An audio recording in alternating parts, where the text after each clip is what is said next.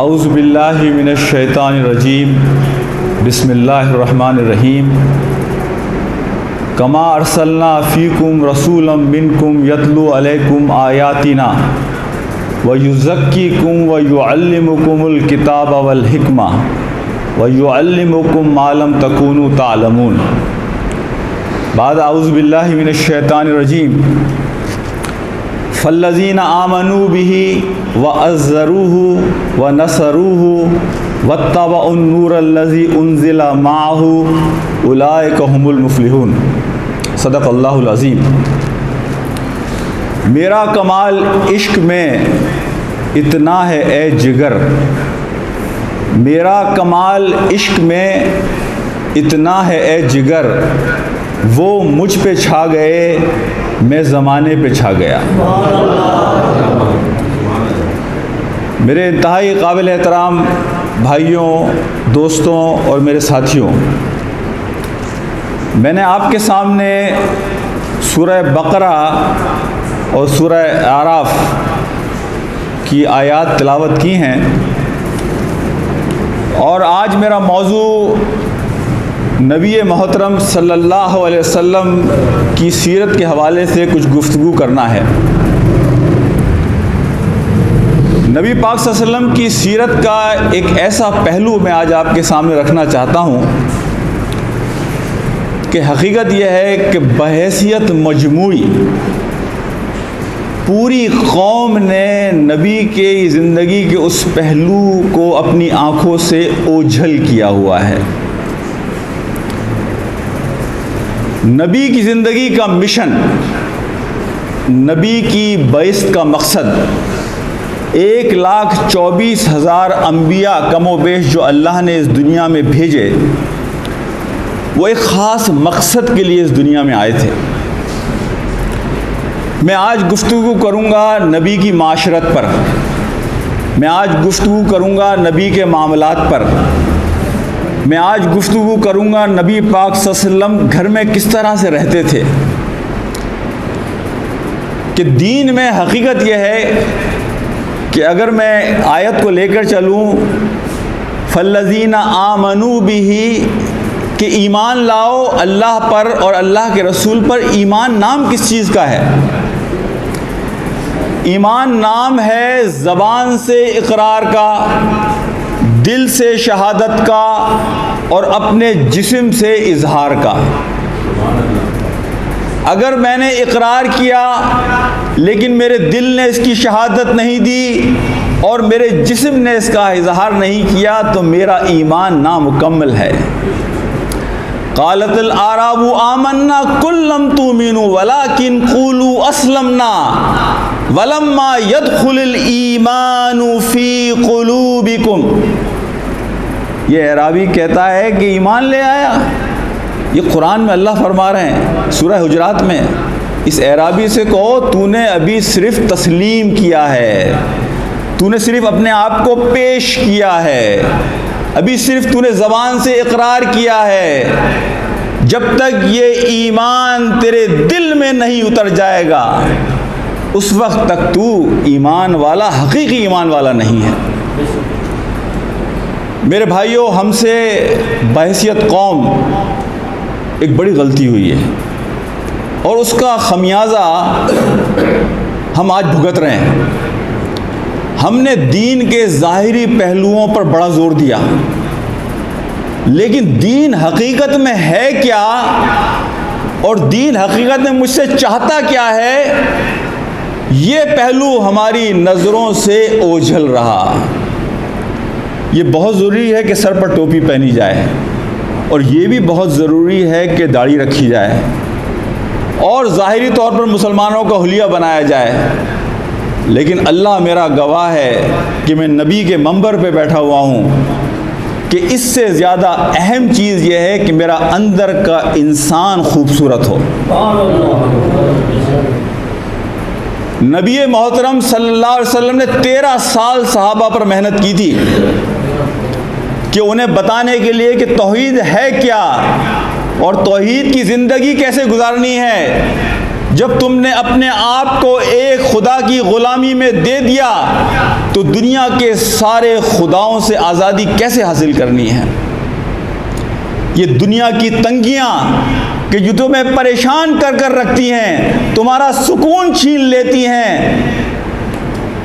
ربیع بن عامر رضی اللہ تعالیٰ عنہ رستم کے میدان میں کھڑے ہو کر یہ کہتے ہیں، رستم کے دربار میں، کہ اللہ کے رسول نے ہمیں اس دنیا کی تنگیوں سے نکال کر اور آخرت کی وسعتوں میں دے دیا۔ میرے بھائیوں، میرے دوستوں، عزیزوں اور ساتھیوں، وہ ایمان کی گہرائی اس وقت آئے گی کہ جب ہمیں معلوم ہو کہ نبی کی معاشرت کیا ہے، کہ ہم اپنے اندر کے انسان کو کس طرح خوبصورت کریں۔ پروانہ ایک پتنگا، جگنو بھی ایک پتنگا، وہ روشنی کا طالب، یہ روشنی سراپا۔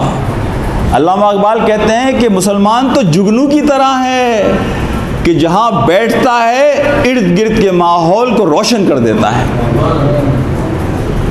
مسلمان تو اس پھول کی طرح ہے کہ جہاں موجود ہوگا تو ارد گرد کے ماحول کو معطر کرے گا۔ یہ معطر اور یہ روشنی اسی صورت میں ہوگی کہ جب میرا اندر کا انسان خوبصورت ہوگا۔ یہ بات یاد رکھیے میرے بھائیوں کہ اسلام میں الفاظ کو ناپنے کا پیمانہ ہمارا عمل ہے۔ لما تقولون ما لا تفعلون، کہ تم وہ بات کہتے کیوں ہو جو تم کرتے نہیں ہو۔ 1 ارب 30 کروڑ مسلمان ہے دنیا میں، لیکن آج سمندر کے جھاگ سے زیادہ ہمارا وزن نہیں ہے۔ آج فرانس میں کسی کو اگر یہ ہمت ہوتی ہے کہ وہ ہمارے نبی محترم صلی اللہ علیہ وسلم کے بارے میں گستاخی کرے تو یہ ان سے زیادہ ہمارا قصور ہے، ان سے زیادہ ہماری کمزوری ہے کہ ہم 1 ارب 30 کروڑ لوگ بھی آج تک یہ نہیں منوا سکے۔ 57 ملک ہیں مسلمان، اسرائیل ایک ملک ہے، یہودیوں کا ایک ملک ہے، لیکن کسی کی مجال نہیں ہے کہ وہ یہودیوں کے خلاف زبان ہلا سکے۔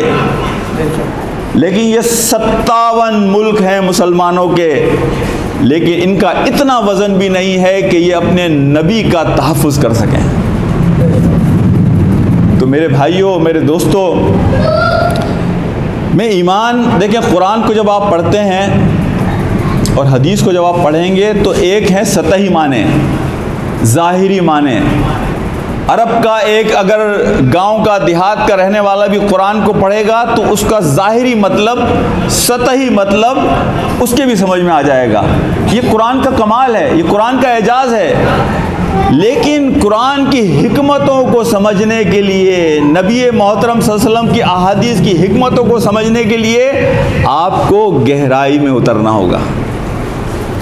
میں جنید بغدادی رحمۃ اللہ علیہ کا ایک واقعہ آپ کو سناتا ہوں، اور اس سے آپ کو اندازہ ہوگا کہ یہ دین، ظاہری چیزیں اہم ہیں، میں ان کو یعنی کم نہیں کر رہا، بہت اہم ہیں، لیکن اصل میں جو چیز ہے وہ دین کا اندر ہے۔ جنید بغدادی رحمۃ اللہ علیہ بڑے پرانے، بڑے بزرگ گزرے ہیں، اپنے زمانے کے ولی تھے، اللہ سب نے آپ نے نام سنا ہوگا رحمۃ اللہ علیہ۔ انہوں نے ایک مرتبہ اپنے شاگردوں سے کہا کہ جا کر بہلول کو تلاش کرو۔ بہلول ہارون رشید کے زمانے میں ایک درویش تھا، ایک مجنون تھا، اور بخدا اگر آپ بہلول کے واقعات کو سنیں گے تو ایک ایک واقعے میں اگر آپ 100 جلدیں لے لیں کتابوں کی تو شاید 100 جلدیں آپ کو وہ سبق نہ سکھا سکیں جو ایک واقعہ آپ کو سبق سکھا دے گا۔ تو جنید بغدادی کے شاگردوں نے کہا کہ آپ تو خود اتنے بڑے عالم دین ہیں، کیوں بہلول کو تلاش کر رہے ہیں؟ انہوں نے کہا تلاش کرو۔ تلاش کیا بہلول کو، وہ مجنون کہیں بیٹھا ہوا تھا، درویش۔ تعارف کرایا جنید بغدادی نے کہ میرا نام جنید ہے۔ تو بہلول نے کہا اچھا تم وہی جنید ہو جو لوگوں کو قرآن اور حدیث پڑھاتا ہے؟ کہنے لگے ہاں میں وہی جنید ہوں۔ کہنے لگے جنید تو تجھے کھانا تو کھانا آتا ہوگا؟ کہنے لگے ہاں میں ہاتھ دھوتا ہوں، بسم اللہ پڑھتا ہوں، اپنے سامنے سے کھاتا ہوں، ایک حصہ کھانا کھاتا ہوں، ایک حصہ پانی پیتا ہوں، ایک حصہ ہوا کے لیے رکھتا ہوں، کھانے کے اختتام پر اللہ کا شکر ادا کرتا ہوں۔ بہلول نے کہا جنید تجھے تو کھانا بھی نہیں آتا۔ آگے نکل گیا ناراض ہو کے، پھر پکڑا جنید بغدادی نے۔ تو بہلول نے کہا کہ اچھا جنید بتا تجھے گفتگو کرنا آتی ہے؟ کہنے لگا ہاں مجھے گفتگو کرنا آتی ہے، جب میرا بھائی مجھے ملتا ہے میں اسے سلام کرتا ہوں، اس کا اکرام کرتا ہوں، اس کا ادب کرتا ہوں، مسکراہٹوں کا تبادلہ کرتا ہوں، نرم بات کرتا ہوں، اچھے الفاظ استعمال کرتا ہوں، پوری توجہ سے گفتگو کرتا ہوں۔ بہلول نے کہا نہیں جنید تجھے تو گفتگو بھی نہیں کرنا آتی۔ اس واقعے کو میں تھوڑا مختصر کر رہا ہوں، اس کا تیسرا حصہ بھی ہے، لیکن بات یہ ہے کہ بہلول کو جنید بغدادی رحمۃ اللہ علیہ نے جو جواب دیے اس میں سے کوئی غلط بات کہی؟ ہم سب یہی کرتے ہیں نا، اور ہم سب سمجھ رہے ہوتے ہیں کہ ہم دین پر بڑا عمل کر رہے ہیں، ماشاءاللہ ہم سب مسلمان ہیں، ماشاءاللہ نعرہ تکبیر، اللہ اکبر۔ اب ذرا بہلول کا جواب سنیے۔ بہلول نے کہا جنید اس سے پہلے کہ تو بسم اللہ پڑھے، تو سیدھے ہاتھ سے کھانا کھائے، تو اپنے سامنے سے کھانا کھائے، اس سے پہلے تو تجھے اس بات کو اندازہ کرنا ہے کہ تیرا رزق بھی حلال کا ہے یا نہیں۔ اگر تیرا رزق حرام کا ہے تو تیرا بسم اللہ پڑھنا، تیرا اپنے سامنے سے کھانا، تیرا ایک حصہ کھانا اور ایک حصہ، یہ سب بے معنی چیزیں ہیں۔ امام غزالی رحمۃ اللہ علیہ نے رزق حلال کے بارے میں فرمایا کہ اگر تم اتنی نمازیں پڑھو کہ تمہاری کمر جھک جائے اور تم اتنے روزے رکھو کہ تم کانٹا ہو جاؤ سوکھ کر، لیکن اگر تمہارا رزق حرام کا ہے تو یہ دونوں چیزیں تمہیں کوئی فائدہ نہیں پہنچائیں گی۔ پھر بہلول نے کہا کہ جنید تجھے گفتگو اس لیے نہیں کرنا آتی کہ تو اپنے بھائی کو سلام تو کرتا ہے، تو اپنے بھائی کا اکرام بھی کرتا ہے، تو اس کا ادب بھی کرتا ہے، تو مسکراہٹوں کا تبادلہ بھی کرتا ہے، لیکن اگر تیرا دل اپنے بھائی سے صاف نہیں ہے تو تیرے سلام کا اور تیری مسکراہٹوں کا اور تیرے ادب اور اکرام کا کوئی فائدہ نہیں ہے۔ آج ہم سب ایک دوسرے سے ملتے ہیں، اور اس دائرے کو ذرا بڑا کیجئے، صرف اپنے بچوں اپنے گھر والوں کی نہیں، اپنے رشتہ داروں کو دیکھیے، مسجد میں ملنے والوں کو دیکھیے، ہم سب ایک دوسرے سے ملتے ہیں لیکن ہمارے دل ایک دوسرے سے کٹے ہوئے ہیں، ہمارے دل میں رنجشیں ہیں، ایک دوسرے سے بغض ہے، ایک دوسرے سے حسد ہے۔ میرے بھائیوں جب تک یہ دل صاف نہیں ہوں گے آپ کے تعلقات میں وہ برکتیں نہیں آئیں گی جو برکتیں بحیثیت مسلمان ہمارے تعلقات میں آنی چاہیے۔ اسی لیے ہم دیکھتے ہیں کہ آج ہمارے گھروں میں بے سکونی ہے، اولاد والدین کا احترام نہیں کرتی، بھائی بھائی سے لڑنے کے لیے تیار ہے، مقدمے قائم ہو رہے ہیں 2 روپے کی خاطر، بھائی بھائی پر مقدمہ کر رہا ہے، اولاد والدین پر مقدمہ کر رہی ہے۔ بخدا یہ دین تو میرے نبی نے ہمیں اور آپ کو اس لیے دیا تھا کہ ہماری زندگیوں میں سکون آئے،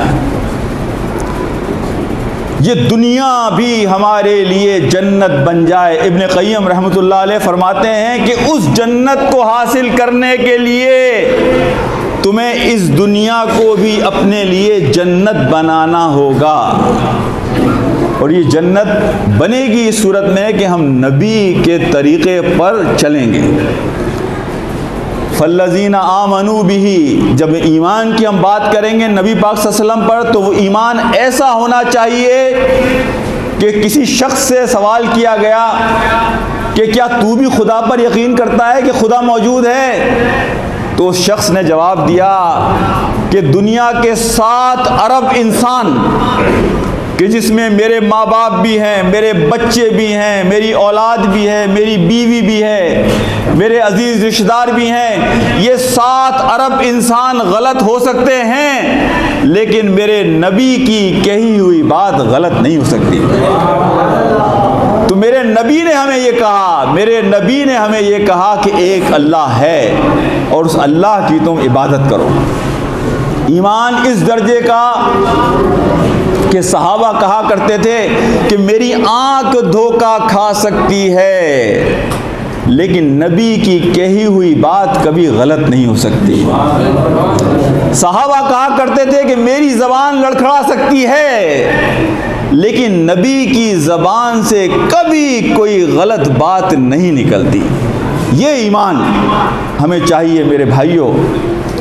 اور اگلی بات کہی وَعَزَّرُوهُ کہ تم اکرام کرو، نبی محترم کا اکرام کرو، ان کا احترام کرو، ان کا وقار کرو۔ یا ایھا الذین آمنوا لا ترفعوا اصواتکم فوق صوت النبی ولا تجہروا لہ بالقول کجہر۔ سورہ حجرات ہی کی آیت ہے کہ نبی کا اکرام ایسا کرو کہ تمہاری آواز نبی کی آواز سے اونچی نہیں ہونی چاہیے، اس لیے کہ اگر تمہاری آواز نبی کی آواز سے اونچی ہوئی ان تحبط اعمالکم وانتم لا تشعرون کہ تمہارے سارے اعمال ضائع ہو جائیں گے، ساری نمازیں، ساری زکاتیں، سارے حج، سارے عمرے، یہ سب ضائع ہو جائیں گے وانتم لا تشعرون، اور تمہیں پتہ بھی نہیں چلے گا۔ میرے بھائیوں، دوستوں اور ساتھیوں، نبی کی آواز سے آواز نیچی رکھنے کا آج مطلب یہ ہے کہ اگر نبی کی کہی ہوئی بات، حق بات مجھ تک اور آپ تک پہنچے تو ہم بغیر چوں و چرا کیے، بغیر سوال کیے، بغیر یہ کہے کہ میری رائے یہ ہے، میں سوچوں گا، میں دیکھوں گا، ہم نبی کی کہی ہوئی بات پر لبیک کہیں۔ یہ ہے نبی کی بات۔ اور نبی کی بات آواز سے اپنی آواز کو نیچا رکھنے کا ایک مطلب وہ بھی ہے کہ ایک صحابی جب ایک مرتبہ کسی مسجد میں گئے دور کسی ملک میں، اور وہ درس کا پروگرام کر رہے تھے نبی پاک صلی اللہ علیہ وسلم کی احادیث، تو انہوں نے دیکھا کہ ایک کونے میں کھڑے ہو کے کچھ لوگ باتیں کر رہے ہیں آپس میں، تو صحابی رسول نے اپنا سامان لپیٹا اور مسجد سے روانہ ہو گئے۔ لوگوں نے روکا کہ کیوں جا رہے ہیں؟ انہوں نے کہا کہ تمہارے یہاں مجھے لگتا ہے کہ نبی کی حدیثوں کی ضرورت نہیں ہے، اس لیے کہ یہ بے ادبی ہے کہ نبی کی حدیث بیان کی جا رہی ہو، نبی کا نام لیا جا رہا ہو، لوگ کونے میں کھڑے ہو کر باتیں کریں۔ یہ ہے آج کے وقت میں نبی کا اکرام و احترام۔ یہ کہ ایک صحابی یہ کہتے ہیں کہ نبی پاک صلی اللہ علیہ وسلم کی صحبت میں پوری زندگی گزاری لیکن کبھی آپ کو آنکھ بھر کے نہیں دیکھا۔ اگر کوئی مجھ سے پوچھے کہ نبی کا چہرہ کیسا تھا تو میں بیان نہیں کر سکوں گا، اس لیے کہ اتنی عقیدت تھی، اتنا احترام تھا کہ میں نے آنکھ بھر کر کبھی آپ کا چہرہ نہیں دیکھا۔ وہ ہمارے امام صاحب ایک ہیں لاہور میں، وہ ہمارے ساتھ امریکہ میں تھے، بڑی عجیب بات کہی انہوں نے، کہنے لگے ڈاکٹر صاحب جب مسجد نبی جاتا ہوں نا اور نبی پاک صلی اللہ علیہ وسلم کے روضے کے سامنے سے گزرتا ہوں تو میں ہمیشہ اپنی آنکھیں نیچی رکھتا ہوں، اس لیے کہ وہ نبی کا حجرہ ہے، وہ نبی کا حجرہ ہے۔ ہمارا تو یہ ہوتا ہے نا، ہم تو جھانک جھانک کے دیکھ رہے ہوتے ہیں کہ بھائی کچھ چیز نظر آ جائے ہمیں، لیکن ادب کرنے والے ایسا ادب کرتے ہیں کہ وہ آج بھی نبی کے حجرے کے سامنے سے جب گزرتے ہیں، قبر کے سامنے سے جب گزرتے ہیں تو اپنی نظروں کو نیچے رکھتے ہیں کہ کوئی بے ادبی نہ ہو جائے۔ ان تحبط اعمالکم کہ ہمارے اعمال تباہ و برباد نہ ہو جائے اور ہمیں خبر بھی نہ ہو۔ وَنَصَرُوهُ تیسری بات یہ کہی گئی وَنَصَرُوهُ نبی کی نصرت کرو۔ دیکھیں نبی کی نصرت کیا ہے؟ نبی کو ذاتی طور پر میری اور آپ کی مدد کی ضرورت نہیں ہے۔ نبی پاک صلی اللہ علیہ وسلم کی غیرت کا یہ حال تھا کہ اگر آپ کے ہاتھ سے کوئی چیز نیچے گر جاتی تھی تو آپ کسی سے یہ نہیں کہتے تھے کہ مجھے اٹھا کر دے دو۔ مکہ کی تیز گرمی، دوپہر کا وقت، اور نبی پاک صلی اللہ علیہ وسلم حضرت عائشہ رضی اللہ تعالیٰ عنہ بیان فرماتی ہیں کہ اپنا چہرہ لپیٹ کر ہمارے گھر کی طرف آ رہے تھے۔ اور عربوں میں یہ بڑی عجیب بات ہے کہ دوپہر کے وقت کوئی کسی کے گھر جائے، اس لیے کہ دوپہر کا وقت آرام کا وقت ہوتا ہے۔ حضرت عائشہ کہتی ہیں کہ ہم پریشان ہو گئے کہ نبی پاک صلی اللہ علیہ وسلم دوپہر کے وقت کیوں آ رہے ہیں؟ آپ گھر کے اندر داخل ہوتے ہیں اور حضرت ابو بکر کو کہتے ہیں کہ ابو بکر رضی اللہ تعالیٰ عنہ کہ مجھے اللہ کی طرف سے ہجرت کا حکم آ گیا ہے اور ہمیں ہجرت کرنی ہے. نبی اپنا شہر اللہ کی اجازت کے بغیر نہیں چھوڑ سکتا. ایک نبی نے اللہ کی اجازت کے بغیر شہر چھوڑا تھا تو وہ مچھلی کے پیٹ میں جا پہنچا تھا. حضرت یونس علیہ السلام. نبی پاک صلی اللہ علیہ وسلم جب یہ حضرت ابو بکر کو کہا رضی اللہ تعالیٰ عنہ تو حضرت ابو بکر نے کہا کہ اللہ کے رسول میں تیار ہوں, میں نے 2 اونٹنیاں تیار رکھی ہوئی ہیں, ایک آپ کے لیے اور ایک میرے لیے. اللہ کے رسول نے کہا نہیں ابو بکر, میں تمہاری اونٹنی ایک شرط پر استعمال کروں گا کہ میں اس کی قیمت ادا کروں گا. حضرت ابو بکر رونے لگے. اللہ کے رسول مجھے آپ اس کی قیمت دیں گے؟ اللہ کے رسول نے کہا بالکل, اس شرط پہ استعمال کروں گا اس قیمت. یہ تھی اللہ کے رسول کی غیرت. تو یہاں اللہ جس نصرت کی بات کر رہا ہے میرے بھائیوں اور دوستوں, وہ ذاتی معاملات میں اللہ کے رسول کی مدد کی بات نہیں کر رہا. اللہ بات کر رہا ہے نصرت کی, نبی کریم صلی اللہ علیہ وسلم کے مشن کی نصرت کی. وَأَنزَلْنَا الْحَدِيدَ فِيهِ بَأْسٌ شَدِيدٌ وَمَنَافِعُ لِلنَّاسِ وَلِيَعْلَمَ اللَّهُ مَن يَنصُرُهُ وَرُسُلَهُ بِالْغَيْبِ إِنَّ اللَّهَ قَوِيٌّ عَزِيزٌ. یہ مدد مانگ رہا ہے اللہ. سورہ حدید کی آیت پڑھی میں نے آپ کے سامنے کہ اللہ دیکھنا چاہتا ہے کہ غیب پر ایمان لانے کے بعد اللہ کو دیکھے بغیر کون لوگ ہیں کہ جو اللہ کی اور اس کے نبی کی نصرت کریں گے, مدد کریں گے. اللہ کے نبی کا ایک مشن تھا اس دنیا میں میرے بھائیو, اور وہ مشن کیا تھا؟ هو الذی ارسل رسولہ بالہدی ودین الحق لیظہرہ علی الدین کلہ ولو کرہ المشرکون. الذین ان مکناہم فی الارض اقاموا الصلاۃ وآتوا الزکاۃ وامروا بالمعروف ونہوا عن المنکر. شرع لکم من الدین ما وصى به نوح والذی اوحینا الیک وما وصینا به ابراہیم موسیٰ وعیسیٰ ان اقیموا الدین ولا تتفرقوا فیہ. نبی پاک صلی اللہ علیہ وسلم کو اللہ نے قرآن میں ایک ایسی آیت دی ہے کہ جو کسی نبی کو نہیں دی تھی, اور وہ آیت ہے نبی کا مشن. شاہ ولی اللہ رحمۃ اللہ علیہ فرماتے ہیں قرآن کے 2 ہی موضوع ہیں. قرآن کا ایک موضوع ہے مجھ سے اور آپ سے انفرادی گفتگو, وما خلقت الجن والانس الا لیعبدون, کہ ہم نے نہیں پیدا کیا جنوں کو اور انسانوں کو سوائے اس کام کے کہ وہ ہماری عبادت کریں. 24 گھنٹے ہم نماز نہیں پڑھتے, 24 گھنٹے ہم روزہ نہیں رکھتے, 24 گھنٹے ہم حج اور عمرہ نہیں کرتے. یہ اللہ کس عبادت کی بات کر رہا ہے؟ اللہ یہ فرما رہا ہے کہ وہ میرا غلام بن کر رہتا ہے, میرا بندہ. شاہ ولی اللہ کہتے ہیں یہ انفرادی موضوع ہے قرآن کا, اور اجتماعی موضوع وہی ہے کہ جو آیت میں نے آپ کے سامنے پڑھی کہ جو سورہ صف میں آئی, سورہ توبہ میں آئی اور سورہ فتح میں آئی, کم و بیش ایک جیسے الفاظ ہیں. یہ وہ آیت ہے کہ جو اللہ نے نبی پاک صلی اللہ علیہ وسلم کو دی, کسی نبی کو نہیں دی. اور یہ فضیلت ہے میرے نبی کی تمام نبیوں پر. اور آپ کو حیرت انگیز بات بتاؤں کہ 1,24,000 انبیاء میں سے کوئی نبی اس مشن کو اس طرح پائے تکمیل تک نہیں پہنچا سکا جس طرح میرے نبی محترم صلی اللہ علیہ وسلم نے پہنچایا. تنہا غار ہیرا سے تنہا اکیلے فرد نے, اکیلے انسان نے اس سفر کا آغاز کیا, اور حجۃ الوداع کے موقع پر 1,20,000 کم و بیش صحابہ آپ کے ساتھ موجود تھے. کسی نبی نے اللہ کے دین کے اس مشن کو اس طرح سے پائے تکمیل تک نہیں پہنچایا میرے بھائیوں, میرے عزیزوں اور دوستوں اور ساتھیوں. تو یہ فضیلت ہے اللہ کے رسول صلی اللہ علیہ وسلم کی, اور یہ فضیلت ہے آپ کی امت کی کہ نبی کے جانے کے بعد یہ میری اور آپ کی ذمہ داری ہے کہ ہم اس مشن کو آگے لے کر چلیں, ہم اس مشن کے لیے کام کریں. اقبال کا ایک شعر میں آپ کو سناؤں, شعر تو بڑا مشکل ہے.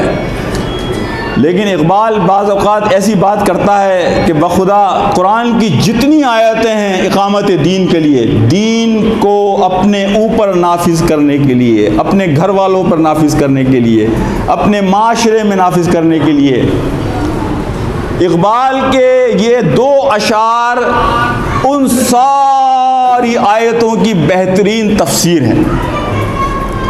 اقبال کہتا ہے یا وسعت افلاک میں تکبیر مسلسل، یا خاک کے آغوش میں تسبیح و مناجات، وہ مذہب مردان خداگاہ خدا مست، یہ مذہب ملا و جمادات و نباتات۔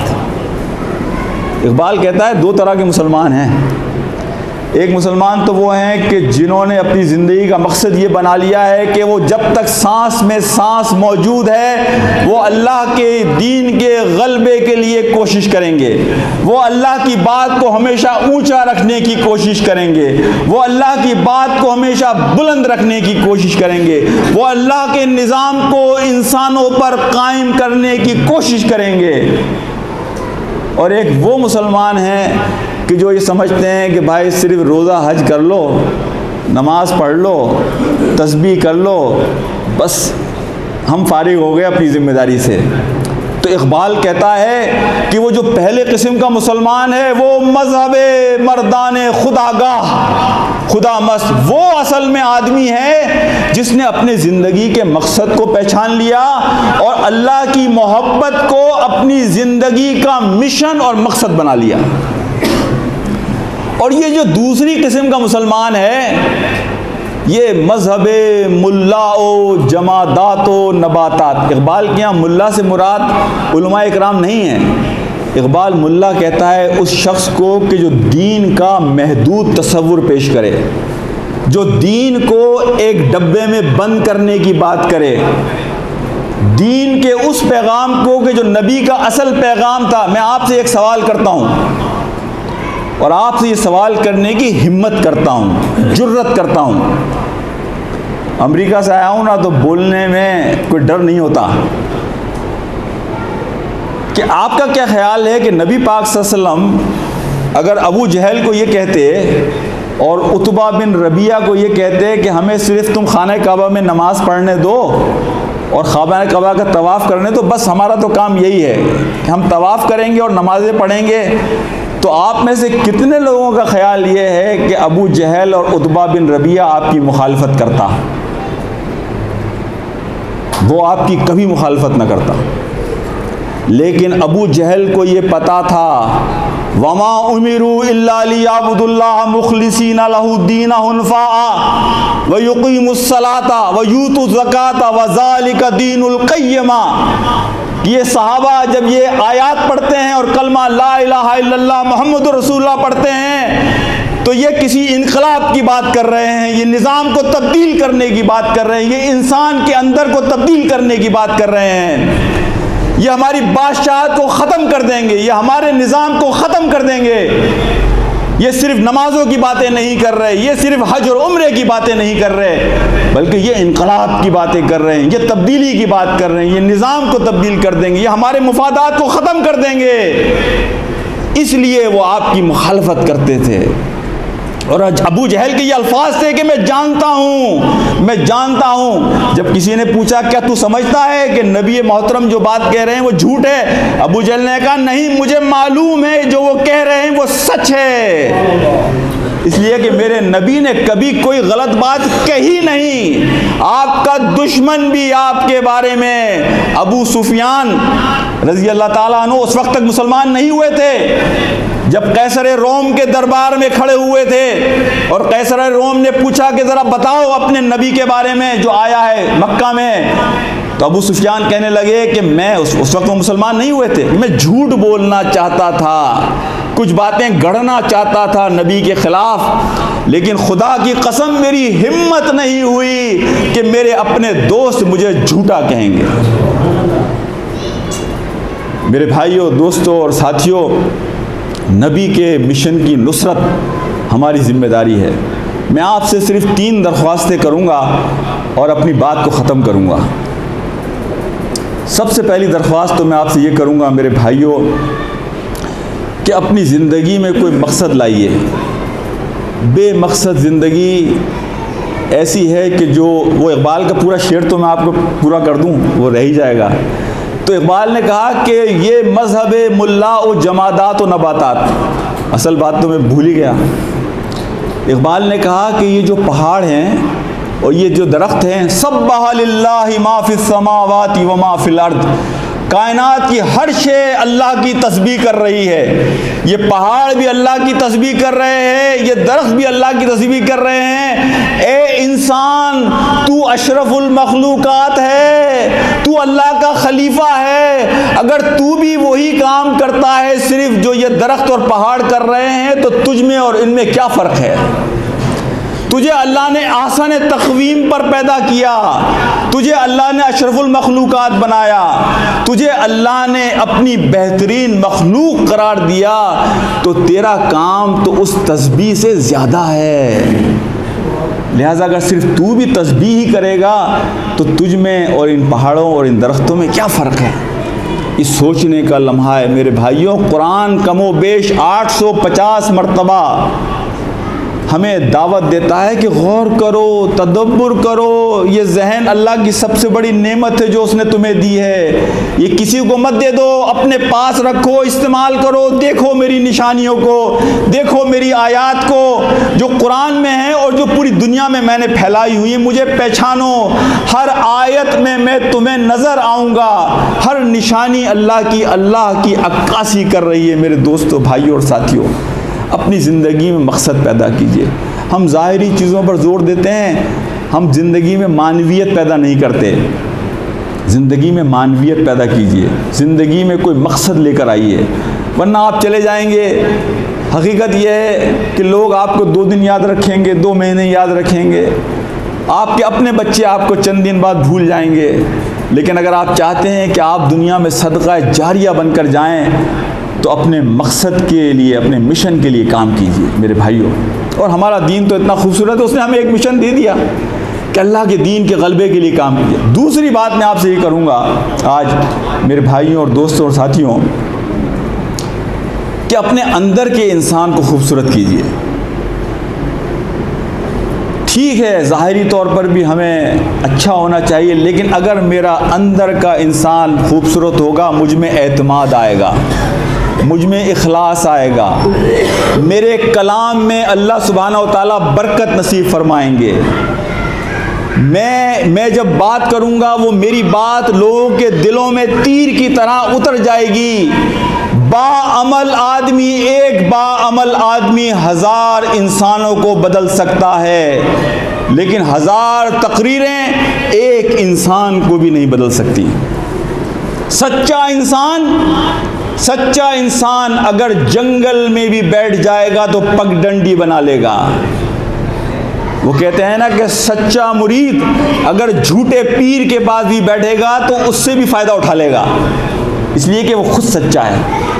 اپنے اندر کے انسان کو سچا کریں گے. سچا انسان بے خوف ہوتا ہے. جو ڈرتے ہیں نا لوگ، کبھی اس چیز سے ڈر رہے ہیں، کبھی اس چیز سے ڈر رہے ہیں، کبھی اس چیز کا خوف ہے، کبھی اس چیز کا افسوس ہے. اس وجہ سے ہے کہ ہمارا اندر بڑا کھوکھلا ہے. ظاہری طور پہ تو ہم بڑے صحت مند نظر آتے ہیں، ہم رانگڑا نظر آتے ہیں، خانزادے نظر آتے ہیں، کشمیری نظر آتے ہیں، راجپوت نظر آتے ہیں، لیکن اندر سے ٹوٹے ہوئے ہیں. اس لیے ہم ہر آہٹ سے ڈر جاتے ہیں،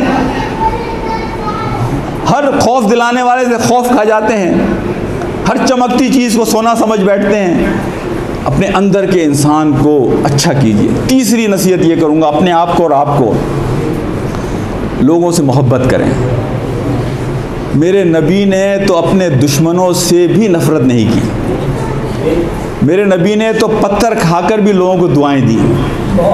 میرے نبی پہ جو عورت کچرا پھینکتی تھی، آپ تو خود اس کی عیادت کے لیے پہنچ گئے کہ آج کچرا کیوں نہیں پھینکا. حضرت انس بن مالک رضی اللہ تعالیٰ عنہ ایک روایت کرتے ہیں کہ آپ کو جب یہ خبر ملی، آپ نے سب نے یہ واقعہ سنا ہوگا کہ جب نبی پاک صلی اللہ علیہ وسلم کو یہ خبر ملی کہ یہودی کا بچہ مرنے والا ہے، وہ بستر مرگ پر ہے، بس اس کی جان ابھی نکلا جاتی ہے، اور وہ یہودی کا بچہ ہے. تو حضرت انس بن مالک کہتے ہیں کہ نبی پاک صلی اللہ علیہ وسلم نے دوڑ لگائی اس یہودی کے گھر کی طرف. اتنی تیز تیز آپ چلے کہ ہمیں اپنی سانس کو پکڑنا مشکل ہو گیا کہ نبی پاک صلی اللہ علیہ وسلم اس یہودی بچے تک پہنچنا چاہتے تھے اس کے انتقال سے پہلے. اور آپ اس کے پاس بیٹھ جاتے ہیں اور اس کو دعوت دیتے ہیں کہ تو اسلام قبول کر لے, تو اللہ کو مان لے. تو وہ یہودی بچہ اپنے باپ کی طرف دیکھتا ہے جو یہودی تھا. تو اس کا باپ کہتا ہے مان لے آج جو ابو القاسم کہہ رہا ہے. وہ بچہ مسلمان ہو گیا. حضرت انس بن مالک کہتے ہیں کہ جب نبی کریم صلی اللہ علیہ وسلم اس کے گھر سے نکلے ہیں تو آپ کے چہرے پر اتنا اطمینان اور سکون تھا کہ آج آپ نے ایک شخص کو جہنم میں جانے سے بچا لیا.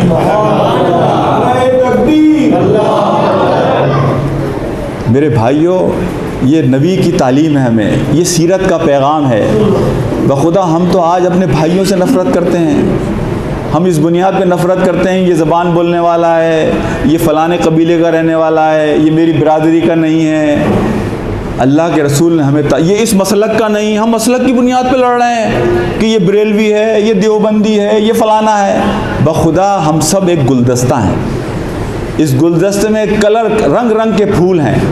ہم جب ساتھ ہوں گے تو اس میں خوشبو آئے گی. ہمارے اتحاد میں خوشبو ہے, ہماری محبتوں میں خوشبو ہے, ہمارے دلوں کے آپس میں جڑنے میں برکت ہے اور خوشبو ہے. تو میں تیسری بات یہ کہوں گا کہ اپنے دشمن سے بھی نفرت نہ کریں, محبت کا پیغام دیں, لوگوں سے محبت کریں. یہ میرے نبی کا پیغام ہے. اللہ آپ سب کا حامی و ناصر ہو. اللہ آپ سب کی حفاظت فرمائے. اللہ آپ کو جس طرح اس نے آج آپ کو اس مسجد میں جمع کیا ہے, اللہ آپ کو اور ہم سب کو جنت الفردوس میں جگہ دے, ہمیں جمع فرمائے. مرتے وقت اللہ ہماری زبانوں پر کلمہ لا الہ الا اللہ جاری و ساری فرمائے. لیکن یہ بتاؤں آپ کو کہ اگر آپ چاہتے ہیں کہ موت کے وقت آپ کو کلمہ نصیب ہو تو آپ کو یہ زندگی بھی کلمے کے مطابق گزارنا ہوگی. کلمے کے مطابق زندگی گزاریں گے تو موت کے وقت کلمہ آپ کی اور میری زبان پر آئے گا. وآخر دعوانا ان الحمدللہ رب العالمین. السلام علیکم ورحمۃ اللہ وبرکاتہ.